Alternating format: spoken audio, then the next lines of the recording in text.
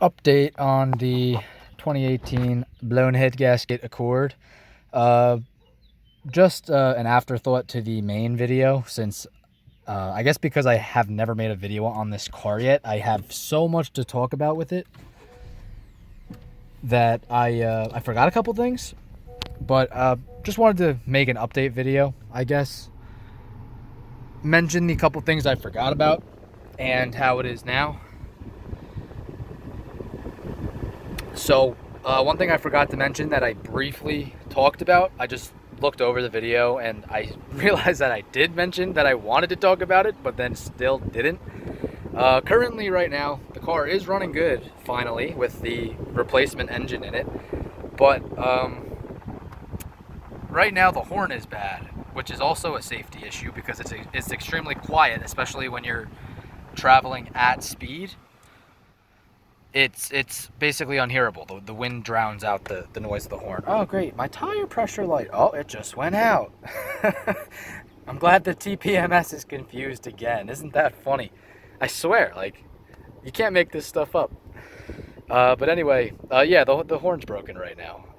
I took it to the dealer. I just got it back this morning. And they diagnosed the horn problem with the low pitch horn being bad. So if you guys don't know, on most modern cars, they have two horns. For you to press the horn, two horns make sound to make the normal horn sound that you're used to on any modern car. There's a low pitch sound horn and a high pitch sound horn. When you press the horn, they go off together, creating that normal beep sound that you can picture in your head when you think of a car and a horn. So on my car, they diagnosed the low pitch horn to be bad. So now it sounds like this. That's because only the high pitch horn is working.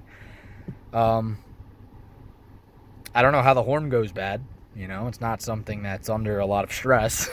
But my low pitch horn is burnt out and bad, which is funny. It's just, I don't know. It's one thing after another with this car. But so even though it's running good, I still have to be careful because if someone cuts me off or doesn't see me, I can't use my horn. Also, I wanted to talk a little bit about how expensive the maintenance is on this car. I wanted to talk about that last video, but it slipped my mind. I should probably start like writing script. I don't know, not a script, but like little notes, I guess, like a list of things to talk about and follow when I'm going through videos so I don't forget things like this. But when I was checking into the misfiring issue that I mentioned in my last video, one of the things I was considering was replacing the spark plugs because I was like, oh, this is a turbo engine car. Turbo engine cars typically tend to go through spark plugs faster than naturally aspirated engines. So I called up Honda and I said, hey, my Accord, 1.5 turbo, has higher mileage on it. It's having misfire issues, so I want to eliminate the possibility of spark plugs, just in case it is them. I figured it's got higher mileage, so it can't hurt to change them anyway. They should only be a couple of bucks, right? How much is it for me to purchase new spark plugs from you guys? Mind you, this is a 4-cylinder car, right? So it has 4 spark plugs. The Honda parts guy said, hold on, give me a minute. And he came back and said, yes, we have the spark plugs for your car. They will be $50 each. I said, $50 each? I said, this is a 4-cylinder. And it's just, I mean, you're talking just about spark plugs? Are you sure you're not telling me the price for a coil or something? And he said, no, for the spark plugs, they are $50 each. So it would cost $200 to replace 4 spark plugs on this car if you bought spark plugs from Honda. I decided to hold off on that, obviously, because $200 for 4 singular spark plugs seemed extremely overpriced to me. And lo and behold, it didn't need them anyway because the head gasket was blown, so that wasn't the problem. But that's a lot of money for a Honda engine. For spark plugs for a Honda engine, $200. That is extremely overpriced. $50 per spark plug. If you guys have never changed spark plugs before, usually spark plugs are somewhere in the realm of, I don't know, $5 a piece for any other car. I don't know why Honda's selling them for 50, but that's expensive. That's expensive to maintain. Spark plugs are like a maintainable part. It's something that's considered maintenance that you have to do on your engine. They just, wear out and you put new ones in. $50 for one spark plug, that's a lot of money. And that's not including labor if you get it done at the dealer. That's just parts. That's just the singular spark plug. Also, I wanted to mention that this car went through its factory set of tires very quickly. It needed a set of 4 tires by 40,000 miles. Once again, normal driving, my girlfriend commuting in it to school and work. The tires went bad by 40,000 miles. It needed new tires. It's only at 93,000 miles right now, and it's going to need a 3rd set of tires. Obviously, the 2nd set of tires isn't the car's fault. It's just these tires didn't seem to last long either. We have Continentals on it that, I guess they lasted, 50,000 miles. Probably get 60 out of them, which is okay. But the factory tires on at least the Accord LX, they don't last that long. You're lucky if you get 40,000 out of them. As well as the front brake pads. They seem to go fast too. Right now the car is on its 3rd set of brake pads. I mean, granted, my girlfriend could probably brake a little easier than she does. She doesn't really understand the concept of, hard braking and, that it's excessively wearing the brake pads and stuff. But I mean, most people just drive a car to drive a car. They don't be like, oh, I want to stop as smooth as possible and not hit the brakes very hard because I don't want to excessively wear my brake pads. Like, she drives like a normal person that just wants her car to work. And because of that, if you're going to drive like that, if you don't know much about cars and don't want to worry about excessively wearing brake pads and tires and stuff, also might not be the car for you, because this car goes through front brake pads and tires quite fast. So also just a little note there, I guess, to add to the list of reasons why you should stay away from the Accord, the 2018 Plus Accord with the 1.5 turbo. I mean, I guess this could probably apply to the 2.0s too, but I don't want to talk about the 2.0s because I don't have experience with them. I don't know. I don't want to bash Honda. I don't want to tell the world stay away from this car because it is unreliable and built poorly. But at the same time, that's been my experience. Everything that I've said in this video and my last video, that is all truthful. That is all my personal experience. It's not made up. And I'm just sharing my experience with the world because I feel like it's something that people should know. Because people typically go to Honda, they look at Honda when they want reliability.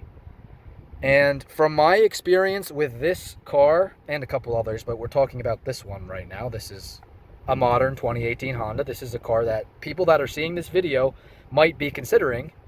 It has not been reliable. It has had issues that I have been disappointed with. It has like issues like the mirrors falling out that just makes you feel like the car was not put together right. It was built cheaply. And then with the high maintenance, like, why are spark plugs for this little 1.5 4-cylinder $50 a plug? If you don't believe me, call your Honda dealer. I'm not making up that price. But I don't know. Hondas. A lot of people think Hondas are reliable and Hondas are cheap, and this car, it's not. It goes against that reputation.